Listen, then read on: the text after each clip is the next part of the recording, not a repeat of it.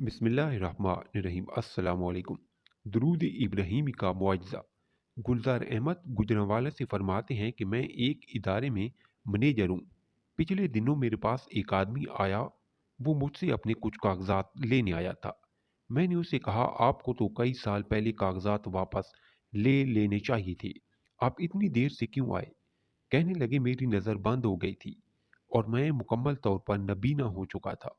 बहुत से अच्छे डॉक्टरों को चेकअप करवाया। तकरीबन 35 डॉक्टर ने राय दी कि नज़र मुकम्मल और हमेशा के लिए ख़त्म हो गई है। मेरी दुनिया तारीक हो गई, कारोबार ख़त्म हो गया, घर तक महदूद होकर रह गया। बीवी या बेटा मुझे रोटी खिलाते, बाथरूम ले जाते, घर से कुछ भी नहीं कर सकता था।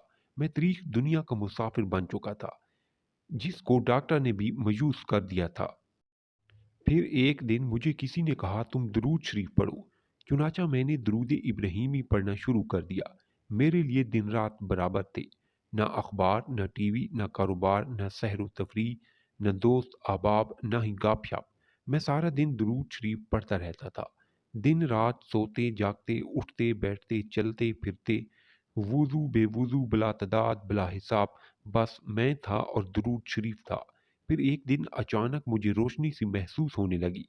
मैंने अपनी बीवी से जिक्र किया तो उसने कहा, दरूद शरीफ पढ़ते रहें। और फिर दूसरे दिन मेरी दुनिया मुकम्मल तौर पर रोशन हो गई।